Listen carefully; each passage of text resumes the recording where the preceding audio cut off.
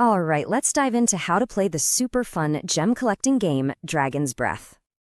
So picture this. You're a young dragon, and you've found this amazing ice tower just packed with shiny gems. The only catch? You can't breathe fire yet. Bummer, right?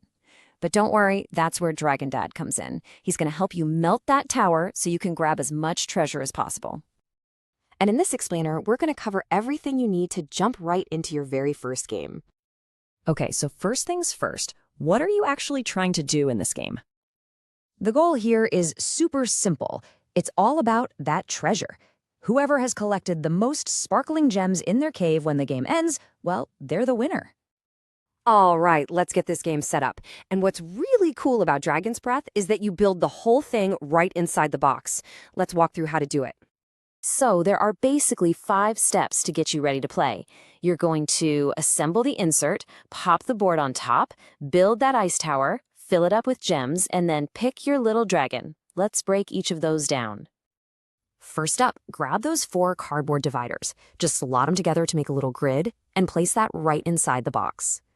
These are going to be your personal caves for stashing all your gems. Next, you'll take the game board and just lay it right on top of those dividers. See those holes in the middle? Yep, those are important. We'll get to them in a bit. Okay, now find that small ice flow tile, that little circle, and put it in the center. Time to build the ice tower. Now, pay attention to this part. If you're playing with 2 or 4 people, you're going to stack 8 of these blue rings. But if you have exactly 3 players, you'll use all 9.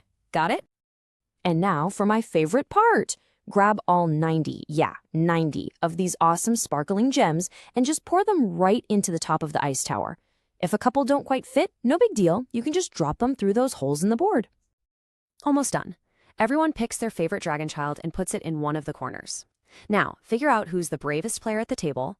That person gets the Dragon Dad token to start us off. All right, setup is done. So, how does a round actually work? Let's get into it. So, every round has 3 really easy steps. First, you'll pick a tile. Then, someone lifts an ice ring. And finally, you all collect your gems. That's it! So, what are these sparkling stone tiles? Well, they're super important. The one you pick at the start of the round tells you which color of gem you get to collect. Simple as that. Now, the order you pick these tiles in really matters. It starts with the player to the left of whoever has Dragon Dad, then it goes clockwise, which means the person who is Dragon Dad actually gets to pick their tile last. Okay, everyone has a tile. Good. Now for the fun part. The player holding that Dragon Dad token, it's their turn to melt the ice. This is the main event of the round. You're going to carefully lift the top ice ring straight off the tower. And all those gems that tumble out, they are now officially in play. And this is where that tile you picked comes back. Everybody looks at their tile, finds all the matching colored gems on the board, and scoops them up. Those are yours.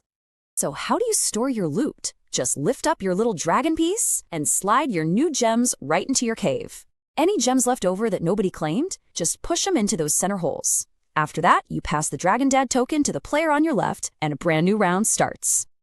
So you'll keep doing this, round after round, melting that tower down. But how does the game end? And more importantly, how do you win?